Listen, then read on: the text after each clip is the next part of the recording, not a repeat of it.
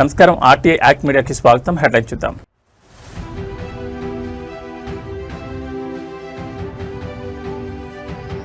యోగాంధ్ర 2026కు సర్వం సిద్ధం. 1 కోటి మంది భాగస్వామ్యమే లక్ష్యంగా ఏపీ సర్కార్ భారీ కసరత్తు.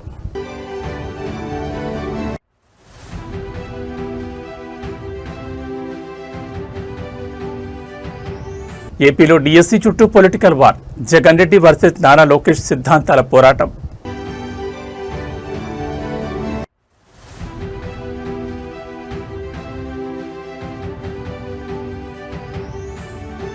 రామానంద తీర్థ మెమోరియల్ స్కూల్లో కేటీఆర్ సందడి. విద్యార్థులకు ఉచిత పుస్తకాల పంపిణీ.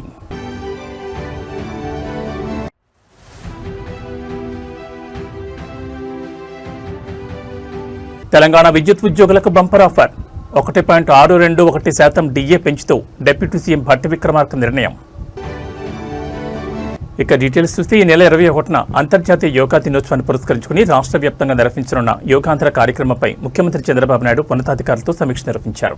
రాష్ట్రంలోని అన్ని జిల్లాలు, నియోజకవర్గాలు, గ్రామీణ స్థాయి వరకు ఈ యోగాంధ్ర కార్యక్రమాన్ని విజయవంతం చేయడానికి తీసుకుంటున్న చర్యలు, ఏర్పాట్లపై అధికారులను అడిగి తెలుసుకున్నారు. ఏపీని ఆరోగ్య ఆంధ్రప్రదేశ్గా తీర్చిదిద్దే లక్ష్యంలో భాగంగా యోగా ప్రాధాన్యతను ప్రజల్లోకి విస్తృతంగా తీసుకెళ్లాలని కూటమి ప్రభుత్వం భావిస్తోంది. ఈ క్రమంలోని ఈ నెల 21న యోగాంధ్ర పేరిట రాష్ట్ర వ్యాప్తంగా మెగా యోగా సెషన్స్ నిర్వహించనున్నారు. ఈ కార్యక్రమానికి సంబంధించి అమరావతిలో జరిగిన సమీక్షలో సీఎం చంద్రబాబు మాట్లాడుతూ పాఠశాలలు, కళాశాలలు, సచివాలయాలు మరియు ప్రముఖ పర్యాటక ప్రాంతాల్లో ప్రత్యేక వేదికలను సిద్ధం చేయాలని ఆదేశించారు. వర్ష సూచనల ప్రాంతాల్లో ఇండోర్ స్టేడియంలు లేదా ప్రత్యామ్నాయ ఏర్పాట్లు చేయాలన్నారు. యోగా ద్వారా మానసిక ప్రశాంతత, శారీరక దృఢత్వం లభిస్తుందని, ఈ యోగాంధ్రను కేవలం ఒకరోజు ఈవెంట్లా కాకుండా ప్రజల జీవనశైలిలో భాగంగా మార్చేలా ప్రచారం చేయాలని అధికారులకు దిశానిర్దేశం చేశారు.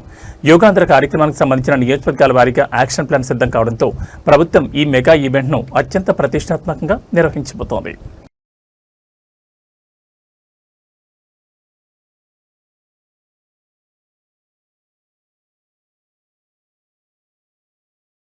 ఏపీలో డిఎస్సీ నియామకాల చుట్టూ సాగుతున్న మాటల యుద్ధం ఇప్పుడు జగన్ రెడ్డి వర్సెస్ నారా లోకేష్ సిద్ధాంతాల పోరాటంగా మారింది.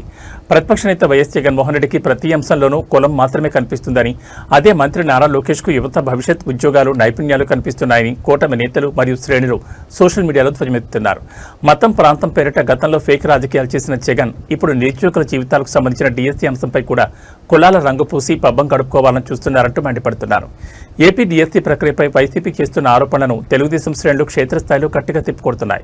గత 5 ఏళ్ల పాలనలో ఉద్యోగాలు లేవని, అడిగితే కులమన్నారని, 3 రాజధానుల ముసుగులో ప్రాంతాల మధ్య కుల విద్వేషాలు రేపారని, చివరికి కరోనా మహమ్మారి వచ్చినా దానికి కూడా కులం రంగు పూసిన చరిత్ర జగన్ రెడ్డిదంటూ సోషల్ మీడియాలో తీయపడుతున్నారు.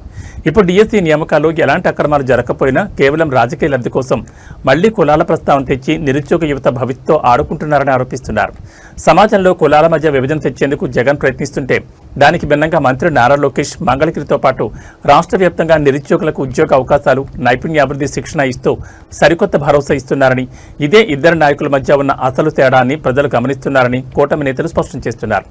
ప్రజలకు అన్నీ తెలుసని, అందుకే 2024 ఎన్నికల తీర్పులో జగన్ రెడ్డి మార్కు విభజన రాజకీయాలకు చెక్ పెట్టారని కూటమి శ్రేణులు గుర్తు చేస్తున్నారు. డిఎస్సీ అంశంపై ఇరు పార్టీల మధ్య సాగుతున్న ఈ డిజిటల్ అండ్ పొలిటికల్ వార్ ఏపీలో మరింత వేడిని పెంచుతోంది. కులం కూడా తీసుకొచ్చారు. దౌర్భాగ్య స్థితి ఏంటంటే 2014 నుంచి 19 ఇట్లనే వాళ్ళు ఏం చెప్పారంటే ఒకే సామాజిక వర్గానికి చెందిన వాళ్ళందరినీ డిఎస్పీ చేశారు. ఆనాడు ప్రజలు నమ్మారు. వాళ్ళ అధికారులకు వచ్చిన తర్వాత మేము శాసనసభ సాక్షిగా ప్రశ్న అడిగాం, ఎంతమంది డిఎస్పీలు ఆ సామాజిక వర్గానికి చెందిన వాళ్ళని ప్రమోట్ చేశారు. తిరిగి చూస్తే 4-5% ఉంది. మళ్ళీ ఆ రోజు అబద్ధం చెప్పినట్టే కదా వాళ్ళు. ఇప్పుడు కావాలని ఒక పెయిడ్ బ్యాచ్ పెట్టుకున్నారు. ఒక రిటైర్డ్ పనికిమాల ఐఏఎస్ ఆఫీసర్, ఆయన రాష్ట్రానికి ఎలాంటి పని చేయని వ్యక్తిని తీసుకొచ్చి పెట్టి ఒకే సామాజిక వర్గానికి చెందిన వాళ్ళందరికీ స్పోర్ట్స్ కోటా కింద ఇస్తానన్నారు. ఇప్పుడు మేము బయట పెట్టి ఆ మనిషి ఎక్కడున్నాడు? క్షమాపణ చెప్పాలి కదా, చెప్పమనండి ఇప్పుడని. అంటే అబద్ధాలు చెప్పి మా పైన బురద జల్లి పారిపోతున్నారు. మీ ఇక్కడ నుంచి ఉన్నా హైదరాబాద్లోని స్వామి రామానంద తీర్థ మెమోరియల్ మోడల్ స్కూల్లో బీఆర్ఎస్ వర్కింగ్ ప్రెసిడెంట్ కేటీఆర్ పర్యటిస్తున్నారు. కొత్త విద్యా సంవత్సరం ప్రారంభమైన సందర్భంగా పాఠశాల విద్యార్థులకు ఉచితంగా నోట్ పుస్తకాలు, పాఠ్యపుస్తకాలు పంపిణీ కార్యక్రమంలో ఆయన ముఖ్య అతిథిగా పాల్గొన్నారు. స్వయంగా విద్యార్థుల క్లాస్ రూమ్లలోకి వెళ్లి వారితో ముచ్చటించారు. బడులు తెచ్చుకున్న మొదటి వారంలోనే విద్యార్థులకు ఎలాంటి ఇబ్బందులు లేకుండా పుస్తకాలు అందాలని లక్ష్యంతో నిర్వహించిన ఈ కార్యక్రమంలో కేటీఆర్ పాల్గొన్నారు.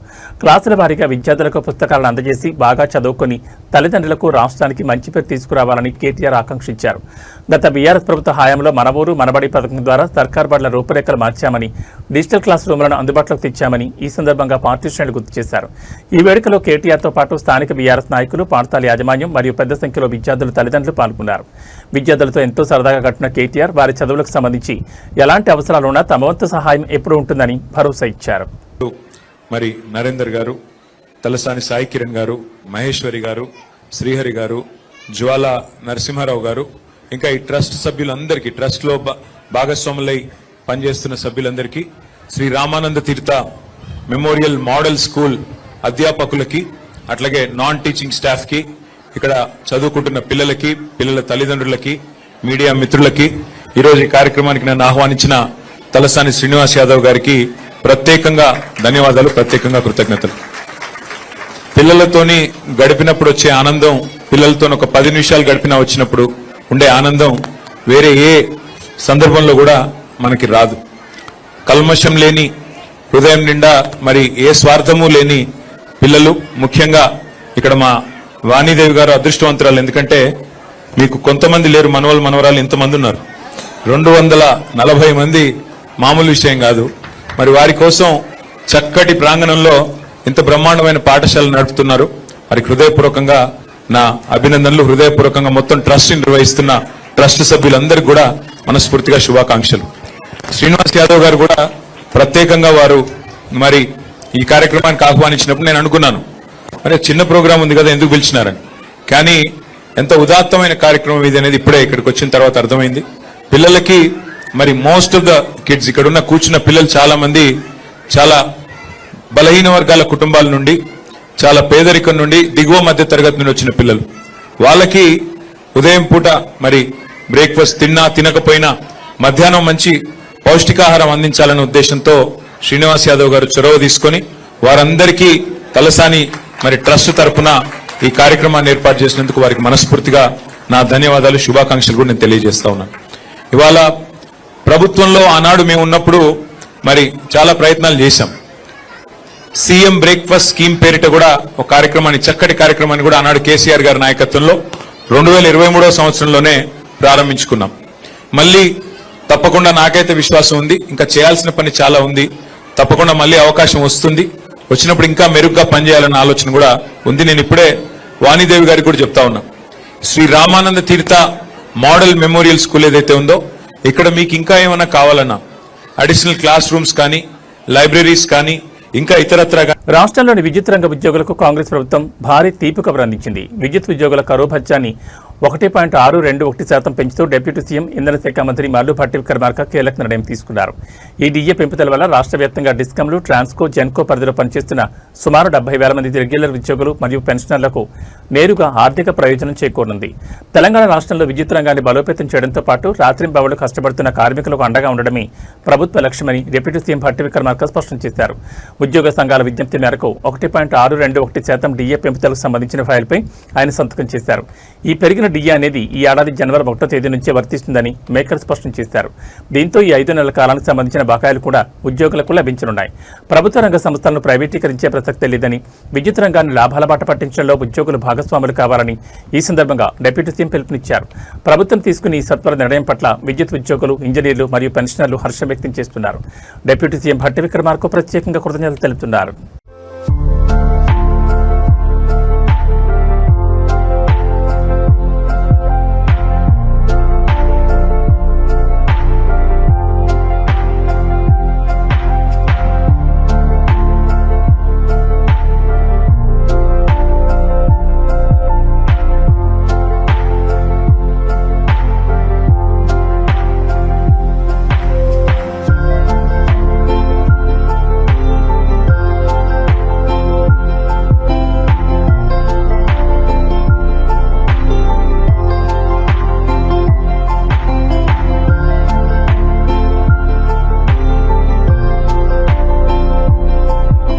ఫ్రాన్స్ రాజధాని ప్యారిస్లో భారత ప్రధాని నరేంద్ర మోడీకి ప్రభాత భారతీయులు అపూర్వ స్వాగతం పలికారు. ప్రధాని మోడీ పర్యటనను పురస్కరించుకుని ఇండియన్ డయాస్పోరా ఆధ్వర్యంలో అక్కడ నివసిస్తున్న భారతీయులు భారీ సంఖ్యలో తరలివచ్చారు. ప్రధాని నరేంద్ర మోడీని నేరుగా చూసేందుకు, ఆయనతో కరచాలనం చేసేందుకు ప్యారిస్లో ఉన్న భారతీయ సమాజం ఎంతో ఆసక్తి చూపించింది. ప్యారిస్ నగరంలో ప్రధాని మోడీకి లభించిన స్వాగతం అంతర్జాతీయ మీడియాలో సైతం హాట్ టాపిక్గా మారింది. మోడీ వస్తున్నారనే సమాచారంతో మహిళలు, చిన్నపిల్లలు, వృద్ధులు సైతం సాంప్రదాయ దుస్తుల్లో మోడీని కలవడానికి గంటల ముందే వేచి చూశారు. ప్రధాని వేదిక వద్దకు రాగానే ఒక్కసారిగా భారత్ మాతాకి జై, మోడీ మోడీ నినాదాలతో ఆ ప్రాంతం మారుమోగిపోయింది. ప్రధాని మోడీ కూడా ప్రజల మధ్యకు వచ్చి చిన్నారులకు ఆటోగ్రాఫ్లు ఇస్తూ అభిమానులతో సెల్ఫీలు దిగుతూ సందడి చేశారు. ఈ సందర్భంగా ప్రధాని మాట్లాడుతూ భారత్, ఫ్రాన్స్ దేశాలను సాంస్కృతికంగా, ఆర్థికంగా మరింత దగ్గర చేయడానికి ప్యారిస్లోని ప్రభాత భారతీయులు చేస్తున్న నిరంతర ప్రయత్నాలు నన్ను ఎంతగానో ఆకట్టుకున్నాయని, వారిని చూసి దేశం గర్విస్తోందని ప్రశంసించారు. ప్రధాని మోడీ ప్యారిస్ పర్యటన రెండు దేశాల మధ్య వ్యూహాత్మక బంధాన్ని పెంచడమే కాకుండా విదేశాల్లో ఉన్న భారతీయుల్లో సరికొత్త దేశభక్తిని, ఉత్సాహాన్ని నింపిందని చెప్పొచ్చు.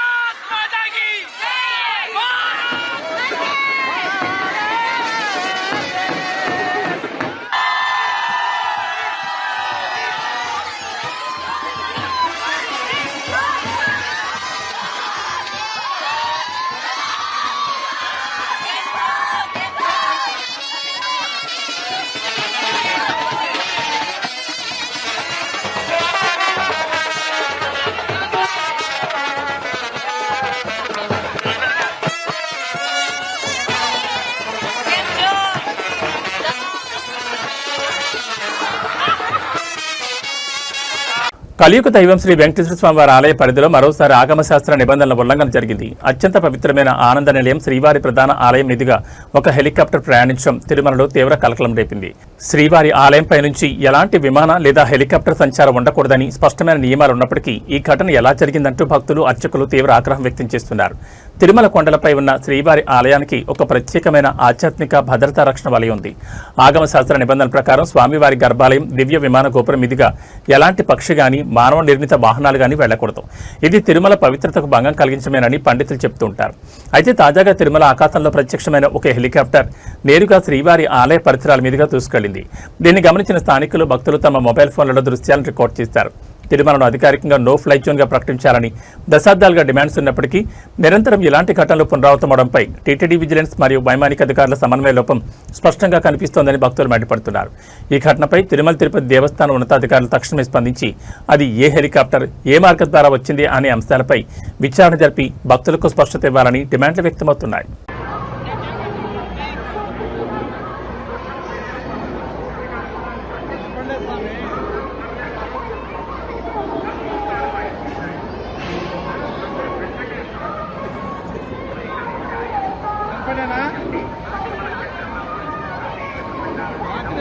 కాదు టెంపుల్ ముందరా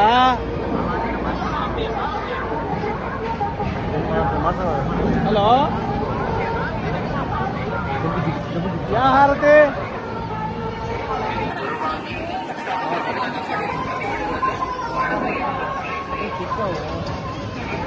ఆడే ఉంటావా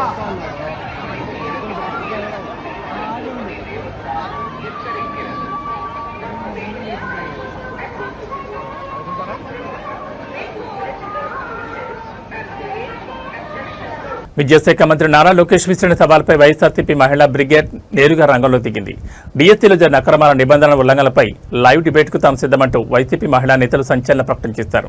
తాడేపల్లిలోని భరతమాత విగ్రహం వద్దకు చేరుకున్న పార్టీ ముఖ్య మహిళా నేతలు లక్ష్మీపార్వతి, శ్యామల, నాగమల్లేశ్వరి, చెమ్మలమడక నాగమణి మరియు మంజరి చౌదరి మంత్రి లోకేష్తో ముఖాముఖి చర్చకు అక్కడే బైఠాయించారు. కూటమి ప్రభుత్వం ప్రతిష్టాత్మకంగా చేపట్టిన డిఎస్సీ ప్రక్రియలో భారీగా అక్రమాలు జరిగాయంటూ వైసీపీ ఆరోపిస్తుండగా మంత్రి లోకేష్ దాన్ని తీవ్రంగా ఖండించిన సంగతి తెలిసిందే. ఈ క్రమంలో తాడేపల్లిలో ప్రెస్ మీట్ పెట్టిన లోకేష్ జగన్కు సవాల్ విసరగా దానికి వైసీపీ మహిళా శ్రేణులు గట్టిగా కౌంటర్ ఇచ్చారు.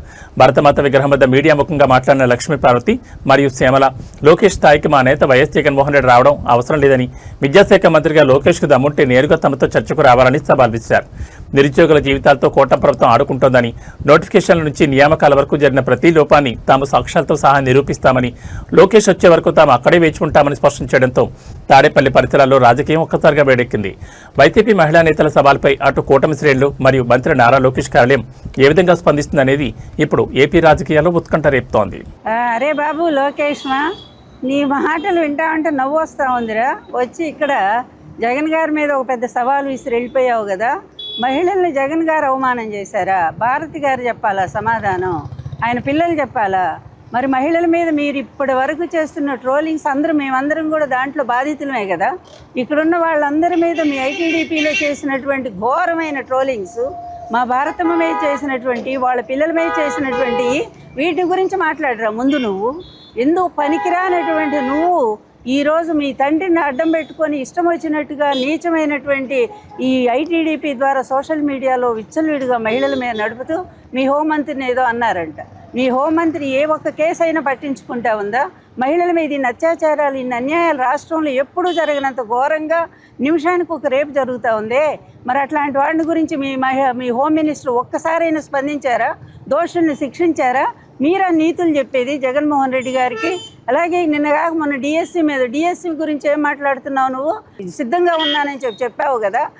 మేము వచ్చాం కదా, మహిళలు వచ్చాం. డిఎస్సి పేరుతో ఎంత అవినీతి జరుగుతూ ఉందో ఇదంతా మేము ఆధారాలతో సహా ప్రూఫ్తో వచ్చాం. మేము వీటన్నింటిని కూడా బయట పెట్టాలని సిద్ధంగా ఉన్నావురా. ధైర్యం, దమ్ము నీకేమైనా ఉంటే ఎన్టీఆర్ మనవడు మాటి చెప్తావు కదరా నువ్వు.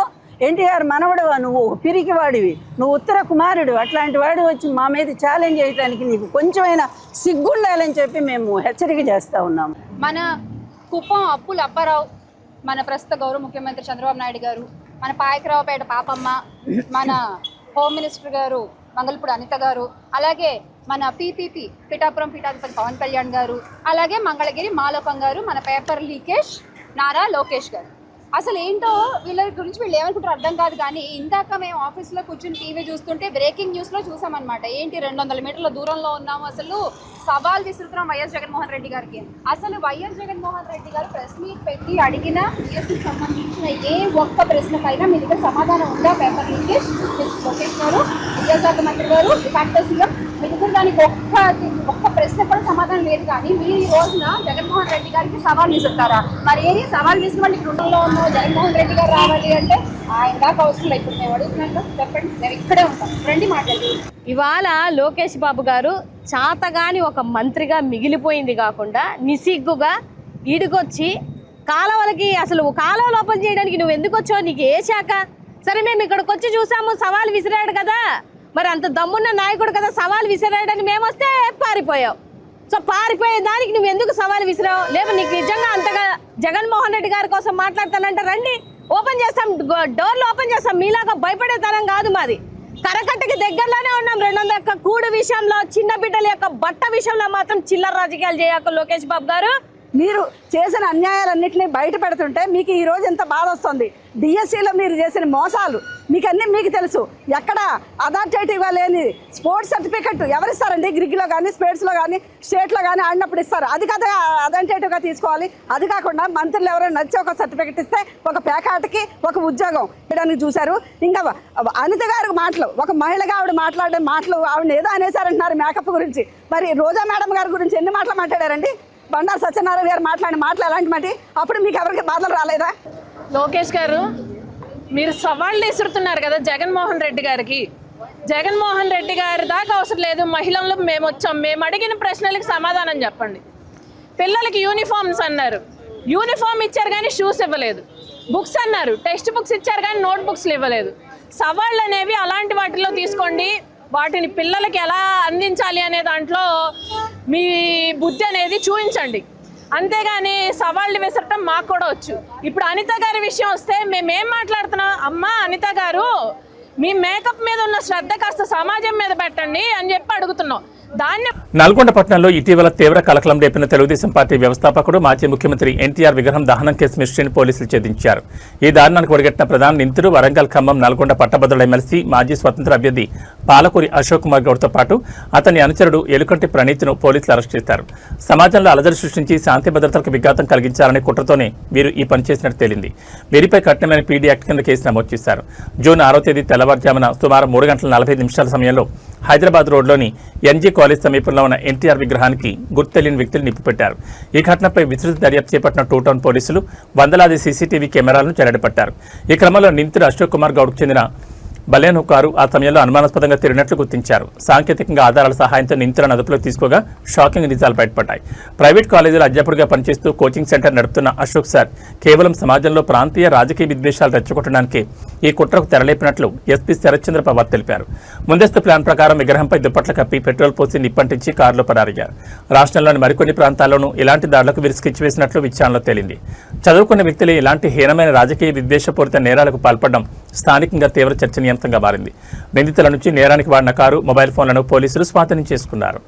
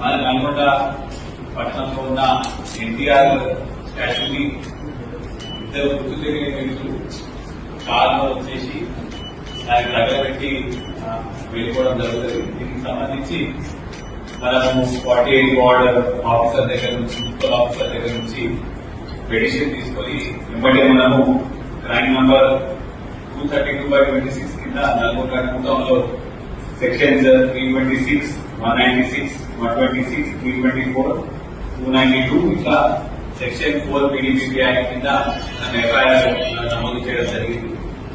దీనికి సంబంధించి ఏఎస్పీ నల్గొండ గారి ఆధ్వర్యంలో స్పెషల్ గా నల్గొండ కుప్పం సిఐ గారి సీసీఐ నుంచి టీమ్స్ పెట్టి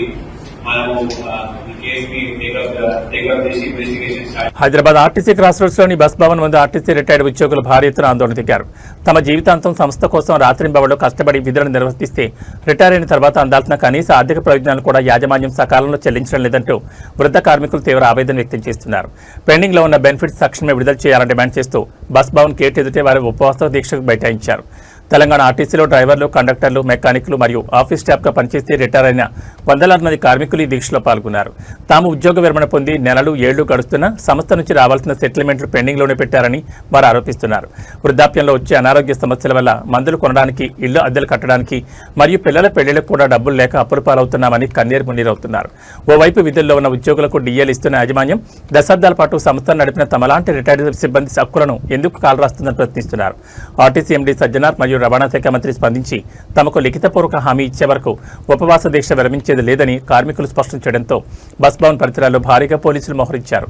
జీవిత చరమాంకంలో ఉన్న ఆర్టీసీ వృద్ధ కార్మికులు తమ సొంత డబ్బుల కోసం ఇలా రోడ్డెక్కి ఉపవాస దీక్ష చేయడం బులియన్ మరియు సామాజిక వర్గాల్లో తీవ్ర చర్చనీయాంశంగా మారింది. యాజమాన్యం ఈ సమస్యపై ఎలా స్పందిస్తుందో చూడాలి.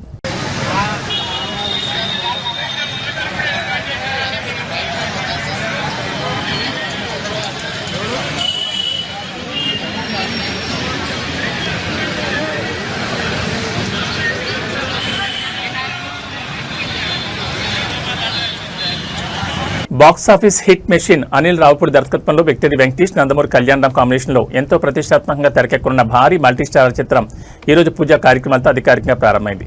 వెంకటేష్, అనిల్ రావుపూడి కాంబోలో వస్తున్న 5వ సినిమా కావడంతో పాటు కళ్యాణ్ రామ్తో బాబా బామర్దుల కథగా రాబోతుందనే టాక్తో ఈ ప్రాజెక్టుపై అంచనాలు ఆకాశం తాకుతున్నాయి. F2, F3 లాంటి హిట్స్ తర్వాత వెంకీతో అనిల్ రావుపూడి కాంబినేషన్ అనగానే అటు ఫ్యాన్స్, ఇటు కామన్ ఆడియన్స్ లో విపరీతమైన క్రేజ్ ఏర్పడింది. ఈ క్రేజీ ప్రాజెక్టులో గ్లామర్ అండ్ పర్ఫార్మెన్స్ యాడ్ చేస్తూ స్టార్ హీరోయిన్ కీర్తి సురేష్ మరియు యంగ్ బ్యూటీ కృతి శెట్టి కథానాయకులుగా నటిస్తున్నారు. ప్రముఖ నిర్మాణ సంస్థ షైన్ స్క్రీన్స్ పతాకంపై సాహు గార్పాట్ నిర్మిస్తున్న ఈ చిత్రానికి సురేష్ ప్రొడక్షన్స్ సమర్పకులుగా వ్యవహరిస్తున్నారు. జీ స్టూడియోస్ భాగస్వామ్యంతో వస్తున్న ఈ సినిమాకు నేషనల్ అవార్డు విన్నర్ జీవి ప్రకాష్ కుమార్ సంగీతాన్ని అందిస్తున్నారు. ఈ రోజు జరిగిన పూజ ముహూర్త వేడుకకు టాలీవుడ్ ప్రముఖులు హాజరై చిత్ర యూనిట్కు బెస్ట్ విషెస్ తెలిపారు. జూన్ 22 నుంచి ఈ సినిమా రెగ్యులర్ షూటింగ్ శరవేగంగా ప్రారంభం కానుంది. Anil Ravipudi mark fun, action, emotions కలబోతున్న ఈ క్లీన్ ఫ్యామిలీ ఎంటర్టైనర్ను రాబోయే 2027 సంక్రాంతి పండుగ కానుకగా ప్రపంచవ్యాప్తంగా విడుదల చేయడానికి మేకర్స్ ప్లాన్ చేస్తున్నారు.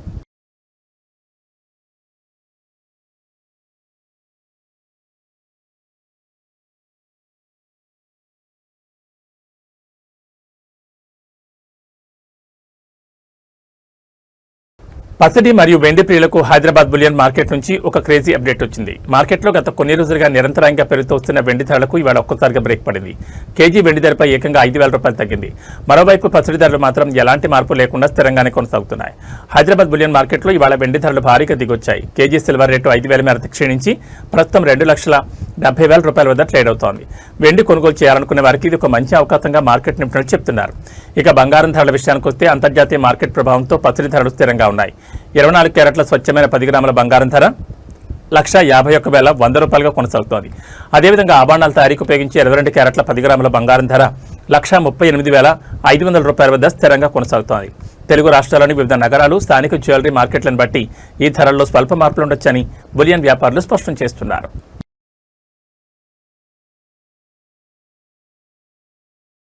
ఆంధ్రప్రదేశ్ రాష్ట్ర విపత్తుల నిర్వహణ సంస్థ రాష్ట్ర వ్యాప్తంగా వాతావరణ మార్పులపై అత్యంత కీలకమైన హెచ్చరిక జారీ చేసింది.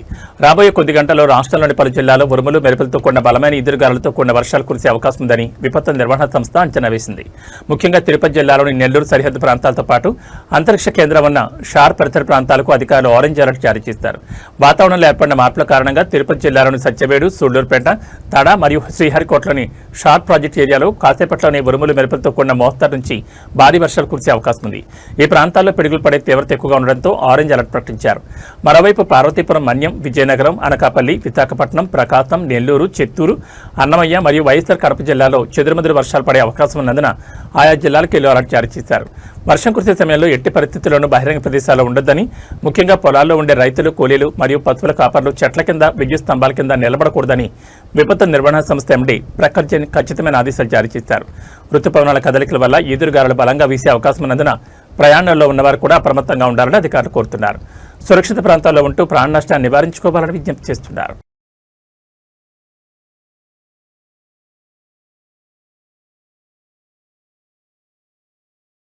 ఈ బులెటిన్ విశేషాలు. నమస్కారం.